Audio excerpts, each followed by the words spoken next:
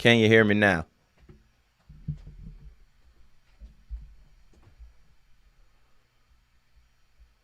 Still can't hear me? Okay, hold on 1 second, 1 second. Okay. And this mic is getting a reading from me here, right? Let me check my levels. Should be good, man. I want to do this. Let's see. Yeah, this should be fine. Good. Okay, we're good now. And I want to start in 1 minute right at 6, but I want to send another tweet out to say that I'm live. Got a couple announcements to make. Got a couple updates. Shout out to you for pulling up. Live now. And where is my YouTube link? That'll help. Shout out to everybody watching that's subscribed. If you're not subscribed, subscribe because you are OG. You are some of the first. This account or this page, this YouTube page is about to hit 1,000 subscribers, and I appreciate y'all for that. I remember when it was 0. Okay. Share, copy, boom. You know, we might break 1,000 after this episode, and then Talkin Nets becomes monetizable. It's been a long road. Okay, let's see.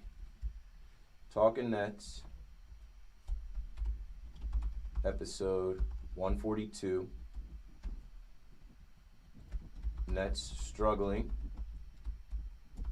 Need this road trip. We'll talk about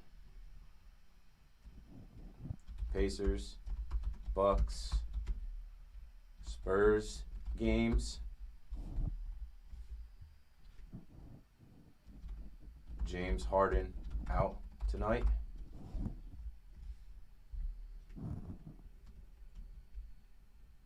Late night Nets. Back to back 10 p.m. starts.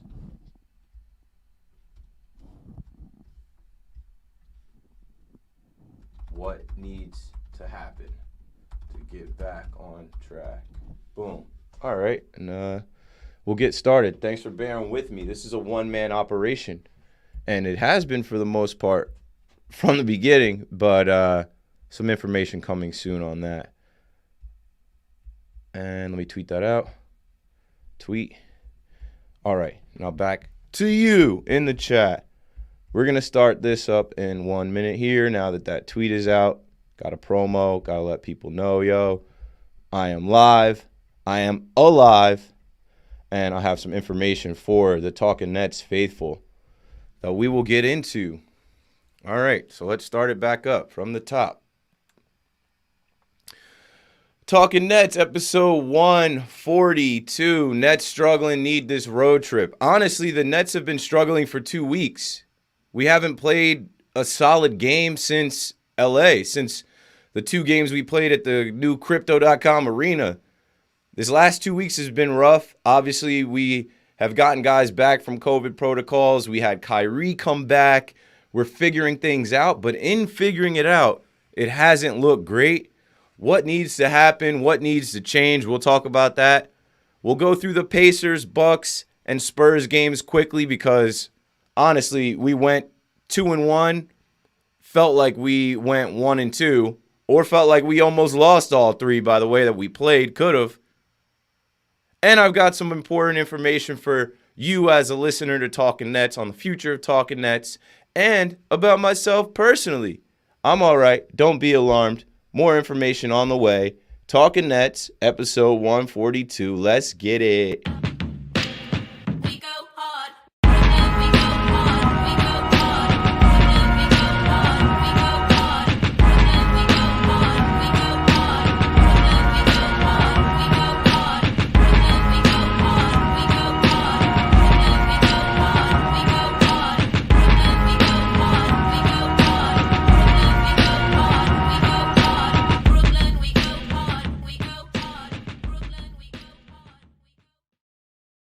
Yes, sir. Welcome back to Talkin Nets, episode 142. Keith McPherson joining you on a Monday night. It's about to be 6 o'clock, so let's use this time as a pregame time, as a ramp-up time for late night Nets. We've got a makeup game tonight against the Portland Trail Blazers, who I believe are going to be a little shorthanded. We just learned that James Harden will be out. Don't want to bury the lead here. That is breaking news within the last hour. But on this episode, I'd like to quickly touch on the Pacers game, Kyrie's first game back, the Bucks game, which I was at last Friday, and it wasn't great. And then last night's game against the Spurs, or yesterday's game against the Spurs, it wasn't at night. It was a 12 o'clock start. Wasn't getting up to be at the Clays at 10:30, so I skipped that one, and I'm glad I did because it took an overtime victory and a Cam Thomas winner to beat the Spurs. But other than that, I hope you're well, Nets world. I see y'all in the chat.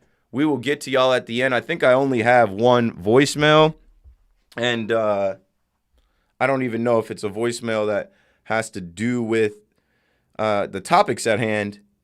I guess I'll play it anyway. I think it was more of a voicemail for me, but whatever. We'll get to that. Let's not bury the lead. Let's go right into it from the top here. Just broke on Twitter right now. James Harden is out. He's got a hyperextended knee. Now, take that as you may. I know some people are huge James Harden stans. I know some people are not that high on James Harden right now. He won't play tonight. This is the second half of a back-to-back. Obviously, I just spoke on, as I just said, the game that we played yesterday at 12, and we saw a lot of bodies used, and I think this is part of the plan. I'm not too worried about James Harden. I don't think did anyone see him get hurt yesterday? I might have missed it, but why I might have missed it is because of this. I hate to report it, man. Friday night, I went to the Bucks game, which sucked. And I was all right during most of the day. But as, the night fell and the night started to hit, I didn't know that I was getting sick, but I was cold. I had the, chills. I had this, weird sweat, on my back. And I'm in the city already Friday.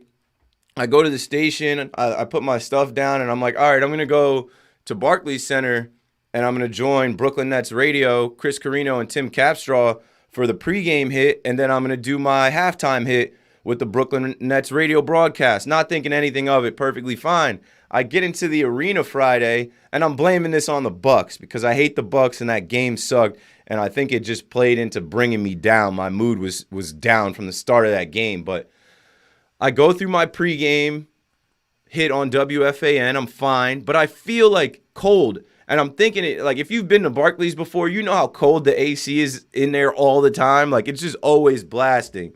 So I'm thinking it's just cold because of the airflow in there. Nah, I'm cold because I'm actually getting sick. I'm actually coming down with a fever. Didn't know it until I left the game and I stepped outside into the cold, and I'm like, okay, I don't feel right. I have my jacket on, my hood on, a hoodie on, my Baller Pat t-shirt that they gave out Friday. Shout out to the Nets and Jay Craft for that design. That was a sick shirt. But either way, y'all, I don't know if I have COVID yet. But you got to be cautious with these type of things. So I let a couple people know that I was in close contact with. Hey, I wasn't feeling good. I went home. I had a fever. I had the chills. Had a little bit of COVID symptoms. I slept it off and woke up yesterday or Saturday fine. And then I felt like it came back. It was going in waves of how I felt, whether I felt okay or not. But either way, let's say I entered COVID protocols Friday, Saturday, Sunday, Monday, Tuesday. Got to give it at least 5 days before I could go back to work and go back to WFAN and being on air. So I'm not on tonight. Coming up in an hour is C-Mac, Chris McMonagle. Most WFAN listeners knew of him before they knew of me. He produces Carton and Roberts show. He's been with the fan for some time. He's great. And on a day like today where there's a lot of talk about the New York Giants, their past, their present, and their future, and this is Black Monday in the NFL where coaches are fired and the Giants haven't fired their coach yet.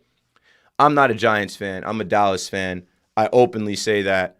I gladly and proudly say that because I don't care to be in that Giants misery, but part of my job on the radio is to talk about New York sports. So I can give my perspective on it, but I've been doing this Joe Judge head coach talk for weeks. I'm off tonight. C-Mac is on tonight. They got it. We've got a game tonight at 10. We've got a game Wednesday night at 10. I should be back if my COVID test comes back negative, or we'll see how it goes. The earliest I should be able to return to WFAN to be on the radio is Wednesday. So, yeah, looking forward to that. Also, not burying the lead, getting information out here. It is official, and let me repeat, it is official. Thanks for the kind words, y'all. Feel better. I feel fine. I think you can hear it in my voice a little bit, but it's been 4 days now. Friday, Saturday, Sunday, Monday. It's been 4 days now. I'm all right. Like, I'm up and moving and stuff. I'm doing a pod. I wanted to pod yesterday, but I wasn't feeling great. And then today I went to wait outside for a COVID test, and that was stupid because that wasn't going to help me feel any better, and it took too long, but whatever. Rolling along here. News about Talkin Nets. I said there'd be updates about Talkin Nets, and here it is. Hudson Flynn will not be returning. And I know somebody's listening to that loved Hudson and was rooting for Hudson to come back. And I know you guys saw Hudson with me at the game a couple weeks ago. I brought him to the game, and I tried to bring him back into the fold. And what I want everyone listening to know, YouTube people, Twitch people, Facebook, we now have the show on 3 different platforms.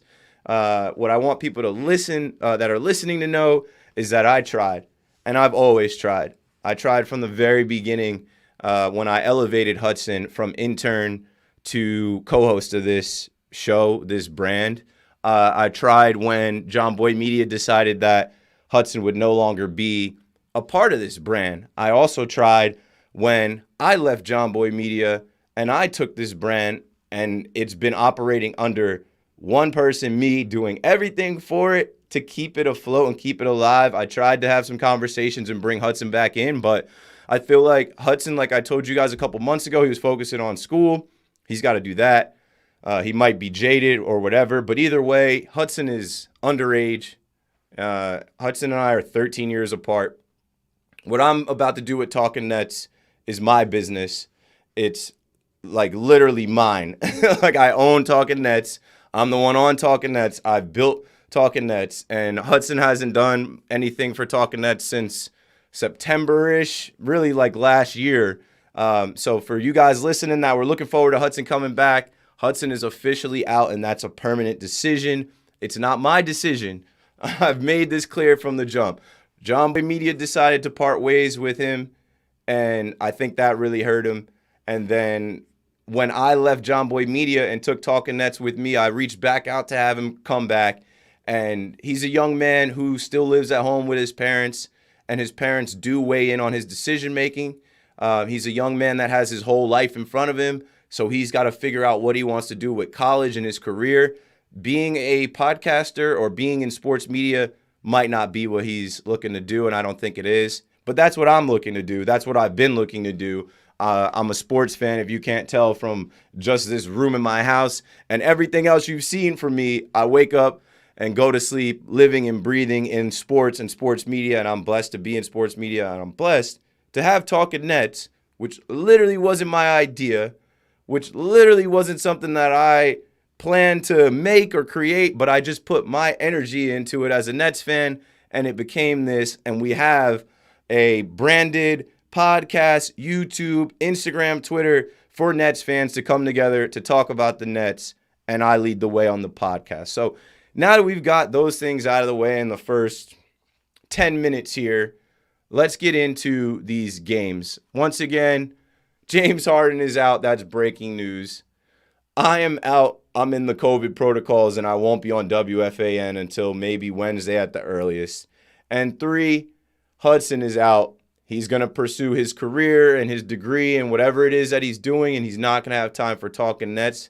That's fine. Those are the 3 news things. Now let's move on, right, to these games. So I guess what I'll say about last week, with Kyrie Irving coming back, there was a lot of attention on that. There was a ton of attention on Kyrie until Lance Stevenson stole the show, which I enjoyed because I've watched Lance now for years. He's a Brooklyn native. He's a guy that you root for. He was out of the league and clearly showed that he deserves to be in the league. So good to see Lance Stevenson back out there, but Kyrie in the beginning of the game, he missed a couple of shots.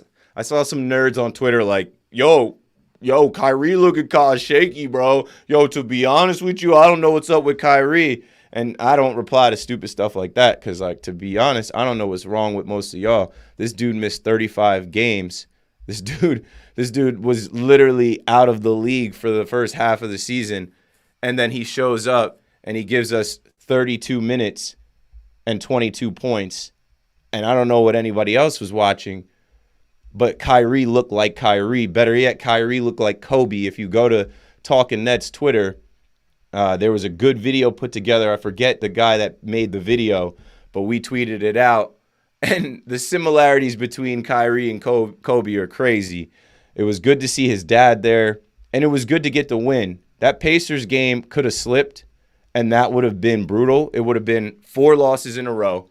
The Nets didn't allow the media and the haters to get their laugh and say, aha, the Nets lost even with Kyrie. They're on a 4-game losing streak, and he can't come back until next week. Kevin Durant quietly has a 39-point game. No such thing as a quiet 39, but when you're Kevin Durant, that's easy. And let's see. David Duke Jr. got that start, and I feel like a lot of people have been talking about David Duke Jr. getting the start. Well, so many people were screaming, play the kids, let the kids play when we had the Memphis game. I was at that game with Ja Morant, and it was like, well, too little, too late. You know, we put the rookies in, we put some other guys in late in the game. They made a run. It didn't matter. It was good to have LaMarcus Aldridge back in that game.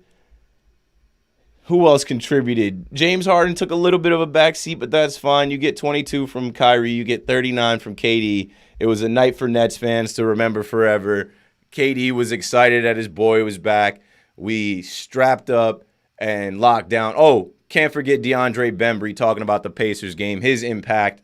I mean, he should be starting if you're asking me. David Duke Jr. I like a lot, but Bembry was getting so many starts, and then he got pulled. And I know we're trying to find rebounding right now, but DeAndre Bembry's IQ, his energy, his ability, he ended up giving us 12 in that game in 20 minutes. He didn't get in until the third quarter. Kind of wish we used him sooner, but he's a valuable person on this team. I've called him the unsung hero. I've called him the biggest surprise of the year. DeAndre Bembry. Make sure you say his name. DeAndre Bembry. Bembry. He ain't getting traded. He's a valuable piece to this Nets team that's trying to figure out a few things right now with moving pieces and almost too many pieces to the puzzle. Patty Mills had an off game that night. Yeah, I mentioned David Duke Jr. only had 2, and he was a starter that night. But Nick Claxton has been a bright spot. That was another good game for him. Let's move on because Wednesday now seems so long ago. Wednesday being Kyrie's first game back. Year 11 for number 11, it seems like it was, 2 weeks ago. Right after that Wednesday game, the Nets have the Bucks. The Bucks come to town, and it had been the first time that the Bucks had been in Barclays since Game 7. I was at Game 7. I got hella PTSD. I'm not even going to hold you. Like, I hate the Bucks. I went to that game Friday, and I don't know what I was thinking. I thought we were going to compete because they were a little bit shorthanded. Nah, there's just something between the Nets and the Bucks, the style of play that they play. I'm not saying that the refs aid them, but Giannis always has his way. He's always going to have his way, the way they call his game. And the Nets just look like the less competent team. Like, the Bucks team looks like a cohesive unit. And when I say team, I mean team, the whole team, not just Giannis, not just Middleton. Holiday was out, so they didn't have their big 3. But their team looked like a better team than us from the start. And you know what? The Bucks were coming in after losing 2 in a row. So you knew that they were coming in hot. I thought the Nets would know that, right? I thought the Nets' energy would be there from the jump because you know a team like the Bucks, third in the East, defending champs, they lose 2 in a row. They come from Toronto, losing to Toronto. They're not trying to lose 3 in a row. You would expect the Nets to come out with a little more energy. It didn't matter. When I say that the Bucks have a better team, all of their starting 5 ends up in double digits, scoring more than 16 points, or scoring at least 10 points. They had Rodney Hood come off the bench and score 10. So they get 6 guys in double digits. Wesley Matthews had 12. Jordan Ware had 13. Bobby Portis gave us 25 after doinking that dunk. Bobby Portis, former New York Knick, back in New York, showed out, gave us 35. Middleton 20, Giannis 31. And we were just done. Stick a fork in them. There's nothing you could do late in that game. You got to punt the game at the end. Or not even punt the game at the end. That's not a game you can punt. That's a game you surrender. That's a game you just give up and you throw in the white flag. KD looked like his shoulder was hurt, like something was on his shoulder.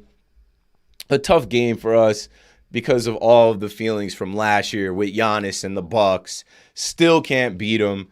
They've won their last 4 in a row against us. We got no answer for it, and it sucks as a Nets fan because that's the one team that people like to throw in your face because of the way last year ended. We all know we were this close to beating them, and they became the eventual champs, and that shot gets played over and over and over and over. We're going to see it for the rest of our lives, and it's still a fresh wound for me, and it's especially fresh because Kyrie's last game was against the Bucks. The Bucks come back to town, and Kyrie can't play against them. And you know what you're going to get? All of those stupid people that just love to talk about Kyrie and make him the focus of every single thing, right? Every loss to a competitive team, every loss to a team that's above 500, what do they say? The Nets are never going to win a championship without Kyrie. The Nets need Kyrie to beat these better teams. The Nets are lost without Kyrie. This is not a super team without Kyrie Irving. Well, yeah, duh. The whole plan of bringing Kyrie, KD here, and then Harden was to have the 3 of them together. I said this on the pods last year. I said the universe was not ready for a healthy big 3. The universe is still not ready for a healthy big 3. We got a little sample of that in the Pacers game. And tonight, Kyrie is back, but Harden is out. We just can't keep these guys together on the court. I don't know what it is.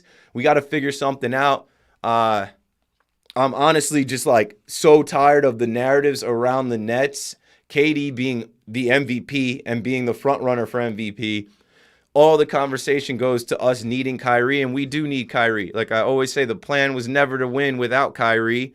This virus, this mandate, all of that is something that we're dealing with while we're playing. We're playing through a pandemic, but I hold out, not hope, but I just like, a lot of people were giving me kudos for, always saying like Kyrie was going to return.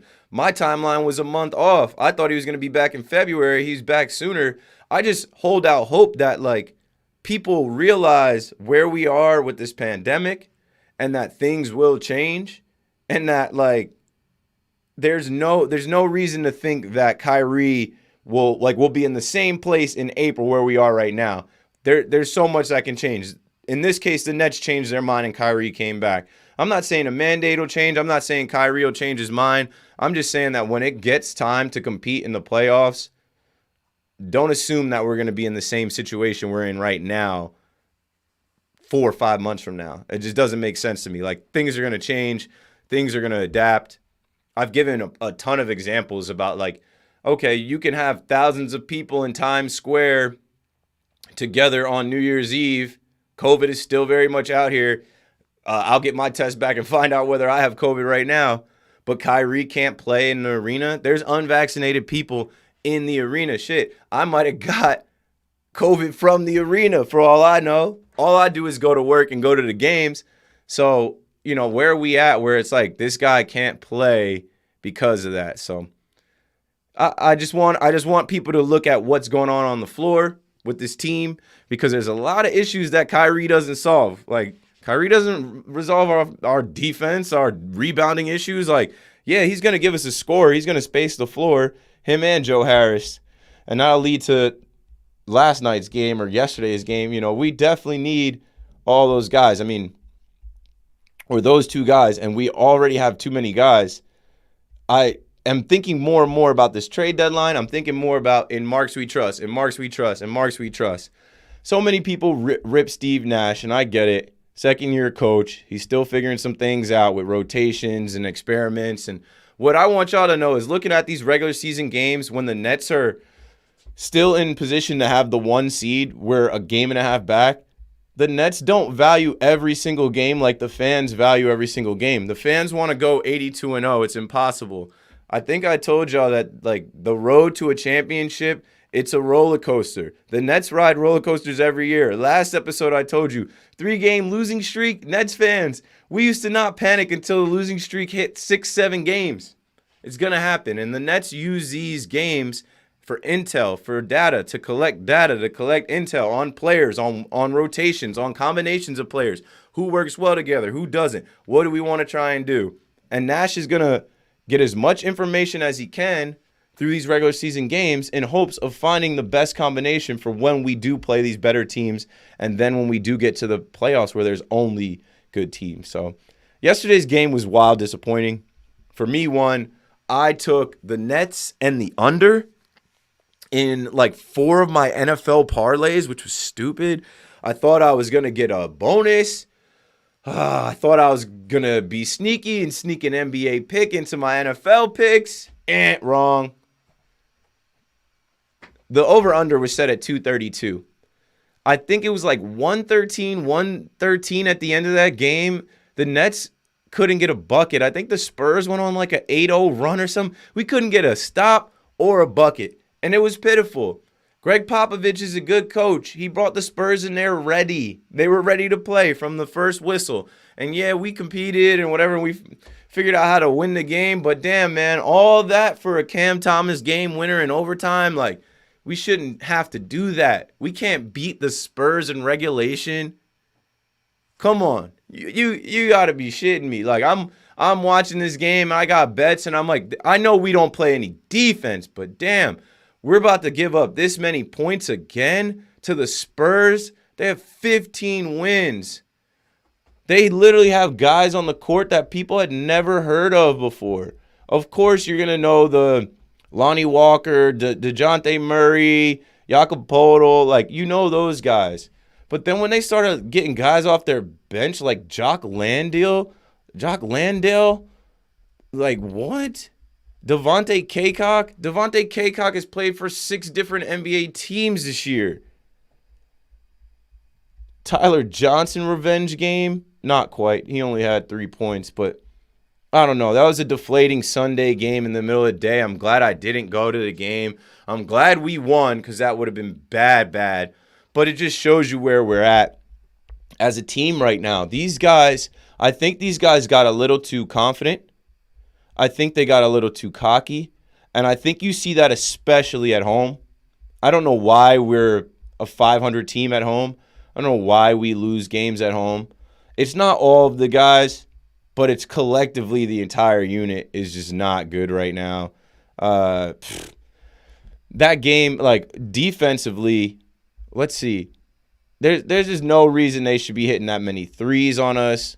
And like I said, I don't want to spend too much of this episode going back on these old games. I wanted to talk about them, touch on them because I hadn't since last week, and then look forward to tonight and Wednesday night because those are the games that matter. We're all right, but we gotta have a more of a sense of urgency. And I don't know if that comes from coaching. I don't know if that's supposed to come from leadership like KD, like Harden, but it's embarrassing when you're playing these close games with these teams or you're getting smoked by teams that you're supposed to be a rival to. The Bucks went out and lost last night. We lose to the Bucks on Friday. They're shorthanded. They go to Charlotte right after us. They lose to the Hornets. So the Bucks are beatable, but it's something about when they play against us, we can't stop Giannis and we can't stop the rest of their team. They have a good team. I would say they have a good coach, but they didn't even have Mike Budenholzer. They had an assistant coaching for that man on the game on Friday. You know, we're in an NBA right now where Ja Morant and the Grizzlies look super tough. The Golden State Warriors got Klay Thompson back this week, number 11, back for year 11, just like Kyrie. Obviously, you know about the Suns. They've been there from last year. And in our own division, not our own division, but like in the East, you know about the Bucks. You know about the Bulls this year. The Bulls come out of nowhere, and they're looking great. And then you still got the Miami Heat, the Sixers, and even the Cavs that look threatening. Like, there's a few teams this year that could come out of it. And if the Nets want to be at the end, one of those teams, they have to actually build this team. The team has to get better. It can't be just KD. It can't be, oh, we got to wait for Kyrie. No. Those guys are there to close out games like you saw them close out the game in Indiana, right? We need to get these role players together. We need to figure out the holes in our offense and defense. And I know we can't really do that until Joe and Kyrie are back. Well, Kyrie's back for a second game. Joe, we're not sure yet, but I'm hoping it's at the end of this month. The Nets' struggles are really because of a lack of energy, and I feel like two all over the place every other game with a different like lineup, rotation, and game plan. Dropping stuff. Right now, like I said, it's been 2 weeks since the Nets have really played good basketball, and let's focus right now on these next two games. So Portland tonight is shorthanded. News came out that Damian Lillard will most likely miss the rest of the season. Okay. Now, this game being rescheduled created a back-to-back for us here that's not ideal. You play a 12 o'clock game in Brooklyn. You got to travel all the way across the country to Portland and play tonight. Then you got to come back to the Midwest, to Chicago for a game Wednesday. Let's just hope Kyrie being on the court against the Trailblazers, like, without Dame, we shouldn't lose this game. But these are the Trailblazers. Like, if we go in there sleeping, like, on their court in their home state, they could beat us too. I'm not putting it behind any. There's plenty of teams in the NBA looking to knock the Nets off. That's what happens when you're on top. You get the best punch from each team. And if we don't focus up tonight, we could be staying up to watch the Nets lose a game that they absolutely shouldn't lose. But I don't think we're going to lose. I think that the Nets know what's going on. I think that they're using, like I said, these games and this data to collect data and intel, and they're going to make the changes. I have faith in the coaching staff. I'm really not hard on Nash. Like, a lot of people kill Nash, but I'm like, I don't know what y'all expect from this guy, man. Like, yes, he has Kevin Durant, but he also has a ton of other players, and, like, some of these guys do the same thing. Some of these guys are washed. He's got to get these rookies going, but they still got to develop. He's got a tough job. People act like he's got the easiest job in the world. He's got a tough job whether it's a veteran coach or a second-year coach. He's got a tough job whether you're a former player or just a, like, nerd basketball guy. And he still wins games and he still figures it out. I'm all right with Nash. I mean, I know he can be better on his rotations and people want to kill him all the time, but hey, there's a method behind the madness. In my opinion, he's doing what he's doing to figure some things out. So send your questions in the chat. I'm going to get to them in a second as we're wrapping up here. The next game I want to talk about coming up is Wednesday night. I've had this game scheduled, or not scheduled, but circled on my schedule for some time. When we first played the Bulls, I was in Puerto Rico. I was on my honeymoon. I was taking some time off, and I was trying to disconnect, but I couldn't. My wife went to sleep, and I had the game on my phone. I was watching it, and just the way that fourth quarter ended, KD trying to will us to victory on his own. We're going back to that court. We lost there. The Bulls were riding high off that, and then when the Bulls came here, I was at that game. I sat right behind the Nets bench, and I saw a bunch of phantom calls. I saw DeRozan give us 30. I saw Levine give us 30. We got out to a good start against them, but ultimately we end up losing that game. A lot of missed layups, a lot of laziness and stupid things while we lost that one. Man, we can't lose this one. I really hope the Nets go after it. I really hope the Nets with Kyrie can, keep up the scoring with these guys. I don't know where our defense is going. Our defense has been trending down, but you can't lose all three to the Bulls in a row. Like, we need to at least win this one, and then it's like, all right, we got a chance to like split with these guys. So this Bulls game is very important on Wednesday. We'll be at the Madhouse on Madison. That's the United Center, the house that Jordan built. Should be good energy. We got Kyrie back. It'll be Kyrie's third game back. And the Nets need to take both of these games before coming home and facing the Thunder, who we should beat, and the Pelicans, who we should beat. And we should beat them without any trouble back in Brooklyn. So let me see. Let me get you guys questions from the chat. Let me see. I saw somebody earlier was like, yo, like, let me explain, like, or can you explain to me what happened with Hudson? Like, I will literally explain it because, like, I'm so tired of talking about it, yo. It's not, like, it's out of my control. It wasn't my decision. If you talk to anyone and me, like, I'm the most transparent and honest person. Like, I have no reason to lie about shit. Like, I just don't. I tried, man. I literally tried. I've been trying for months. So, what happened to Hudson? For the last and final time on Talkin Nets. Hudson, thank you for everything you've ever done for Talkin Nets, and I respect your decision to move on. This time, it wasn't a John Boy decision. It was a business decision. The young man's got his own business to handle, and he's going to handle it. This business of Talkin Nets with the Brooklyn Nets fans is what I'm going to handle. So, what you can expect from Talkin Nets, I should say this, right? That's another thing. In this podcast game, man, I didn't even really want to ever be in the podcast game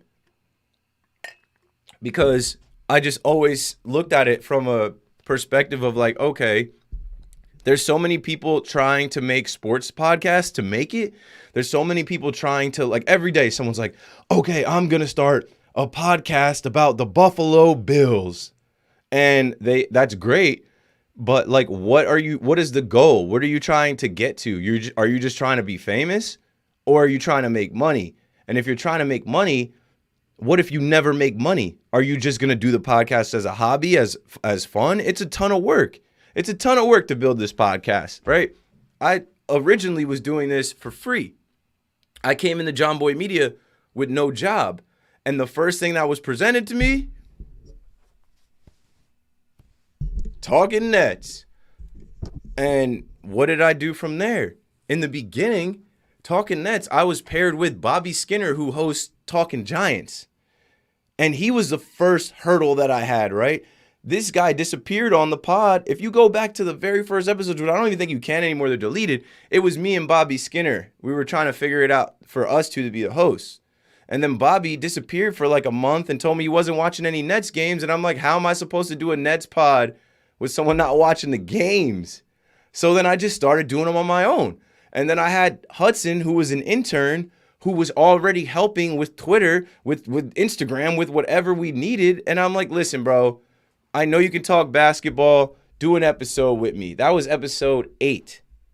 And after Hudson did episode 8, I was like, okay, I know that I am talented enough and I am good enough that this kid is smart enough that if he works with me and we build this thing, it's going to be successful. And it was. Fast forward 2 years of doing that under John Boy Media. John Boy Media decides they don't want this brand. They don't want a Nets podcast. Why? You got to ask John Boy and John Boy Media that. I don't want to get too deep into that. It's business. It's not personal. But I can tell you, Talkin Nets wasn't making that much money for the company as far as like, we're not as big as some of the baseball podcasts. It's a lot smaller audience for Nets fans. You can't have 30,000 downloads of a podcast when there's like not that much of the fan base. This Nets fan base is building. The brand refresh that happened 9 years ago is still becoming.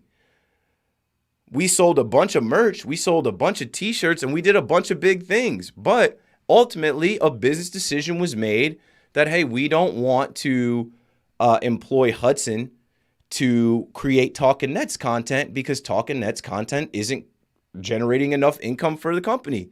Fine. Hudson goes back to school, focuses on school. I work at John Boy Media for about another month. I'm offered a position to be on air at WFAN. I take that position. I leave John Boy Media. I take Talkin Nets with me. I offer Hudson his spot back. And I shouldn't have to say anything else. I shouldn't have to say anything else after that. Like, no matter who you ask, no matter who watches this live, no matter who listens to this podcast, they won't be able to say a bad thing about me. They won't be able to say a negative thing about me. All I do is grind. All I do is work. All I do is show up and put in, and that's what I'm doing right now for the people watching on YouTube, for the people that watch on Twitch, Facebook, the people that listen to this podcast. I appreciate y'all. That is the motivation. I don't make money off Talkin Nets yet, and the reason that I've built all this and I do all this is for the community, for the Talkin Nets fam, for the people that I talk to on DMs, the people that are talking in this chat right now. Like, that's it. I just feel like we deserve it. I feel like we should have some type of brand, and that's why I put on for, like, Nets Kingdom. They crush it on YouTube. Come on my show, the Brooklyn Netcast, Fireside Nets, UK Nets fans, anybody else doing this. Eventually, I want to do a cross promo, which I already am friends with Brian from the Glue Guys, but I want to do some type of cross collab with the Glue Guys. Nets Twitter spaces are getting bigger. Great. Our world, Nets world. Not everybody has to believe in it. Not everybody has to be in it. It's about the people that watch the Nets every night, care about the Nets, and want to come online and talk to other Nets fans and listen to a Nets fan on the radio like myself and listen to a Nets podcast, because everywhere else that you go for Nets content, everywhere else in New York or surrounding areas that you go to listen to them talk about the Nets, they talk about the Nets as Knicks fans. I don't need that. I don't need that. So hopefully, we got that sorted out. And I know, here's another thing I want to clear up, because I know there's a bunch of you that have reached out like, hey, I want to help with Talkin Nets. Well, the thing about me bringing in people at this point to help with Talkin Nets is I can't pay you. And that's an issue that popped up in the past with Hudson, right? If you are helping out with Talkin Nets, it's because you want to be a part of Talkin Nets. And where we're at now, right? I talked about why people start a podcast versus why they, like what are you in it for versus what they get out of it. Like, a lot of people start podcasts, they never make $1. It's a hobby. A lot of people make a small amount where it's like you're not going to quit your job. And a lot of people are like searching for fame or clout through a podcast. That's not why I got into any of this. Like I said, Talkin Nets wasn't my idea. But as a Nets fan that has watched the Nets over the last 9 years in Brooklyn and the years before, I understand that in this fan media, right? I always tell you I'm a fanalyst. AKA, I'm just a fan of this, a fan turned analyst, like a regular fan plucked from the internet that gets to talk on WFAN, that gets to podcast. That's all it is. It's that simple. And the next step for me is to monetize Talkin Nets, right? You're watching this. This show is going to get way better, because the next step is we have 1,000 subscribers on YouTube. There's other things that are going to happen behind the scenes that I promise you I'm working on. And once I get more help and I get the business in order, Talkin Nets will exponentially grow and be better. But there's just not too much I could do. Like I said, I had COVID all weekend. How much can I really do on my own? We're in the last days of you guys seeing just me popping up. We will have consistent guests. We'll have bigger name guests. We will have some help as far as content production, video production, clipping the episode, promos. Like, if you remember last year, there was promos for every episode. You could find clips of the episode on Twitter. I haven't had time to do that. Just one-man show here, but that's not going to be forever. Don't pity me. God has blessed me. I have won tremendously just off of being myself, just being a fan and putting myself on the internet. And there are people that are like coming out of the woodworks to see, hey, man, what's up with Talkin Nets? What's next? You guys need help? What are you trying to do? Where are you trying to go with it? And I'm having those conversations now. And one of the first things that I had to get in order was, is Talkin Nets going to be Keith and Hudson or just Keith? And it's going to be just Keith, but I'm going to make sure that we have multiple guests. So had to get that out, man. It sucks, having to deal with this shit for months. because all I want to do is watch the games, go to the games, and talk sports and be here with you guys and talk about Kyrie or Nick Claxton or KD or whoever it might be. But then behind the scenes, I got to deal with all this other nonsense that has nothing to do with actually like the Brooklyn Nets. So tonight, I'm going to wrap this up. Tonight, we got a game at 10. You know, I saw some questions in the chat, but I feel like the tone of this episode might as well wrap it up. I've said all that I could say, right? And in closing, right, there's three outs. Harden is out. He's got the hyperextended knee. He's out for tonight. Hudson Flynn is out. He's a 20-year-old kid that needs to focus on his future, and he's doing that. And 3, I am out. I'm not going to be on WFAN tonight at 7. I'm not going to be on tomorrow either. I got to wait on this test. I could be back as early as Wednesday. I hit the COVID protocols. But what I can promise you is this. Talkin Nets is not going anywhere. I'm going to see this thing through, at least for this season. And there's a lot of people that want to see Talkin Nets do well.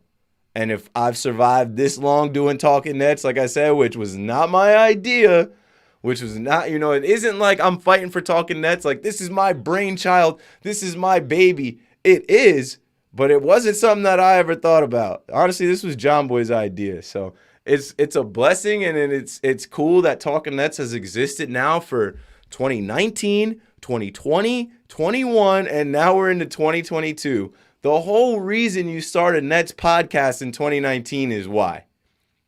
Why? Let's see. Anybody in the chat can guess why would we start in 2019? Why would we start talking Nets in 2019? Maybe because in 2019 Kevin Durant and Kyrie Irving announced that they were coming over here that summer.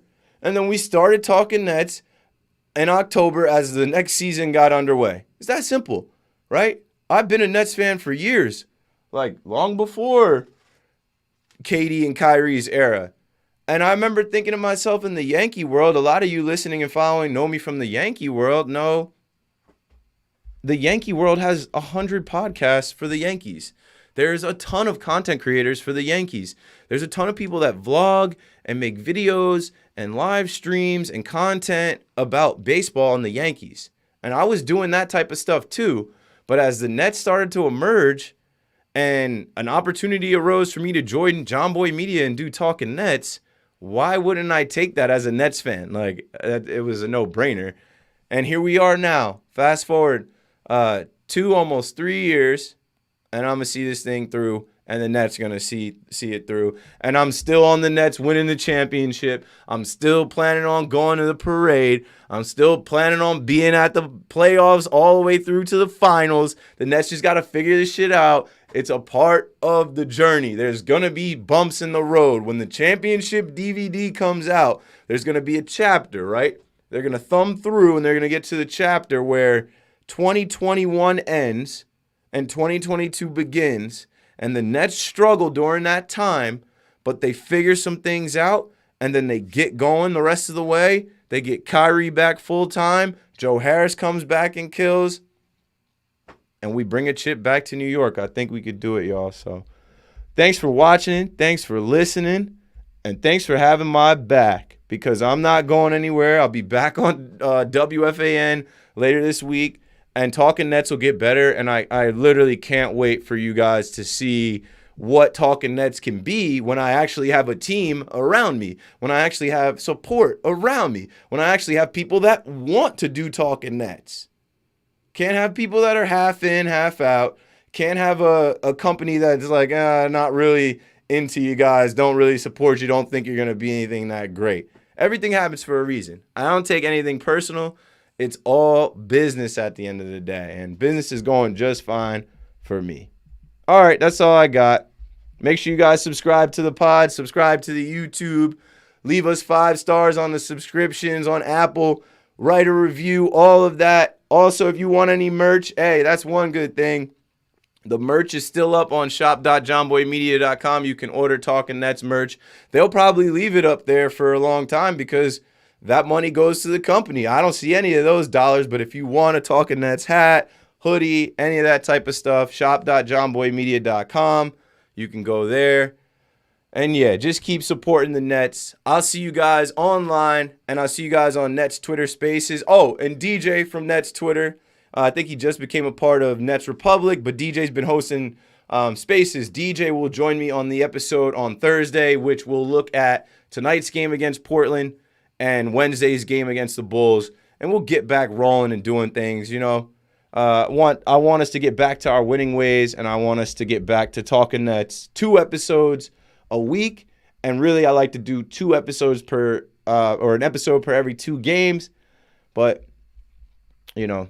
some things are out of my control. You get COVID on a Friday night, it's hard to do the pod. It's just part of being on Earth right now. COVID is out there. So, all right, I'll catch you guys on Twitter. Thanks for watching. Thanks for listening.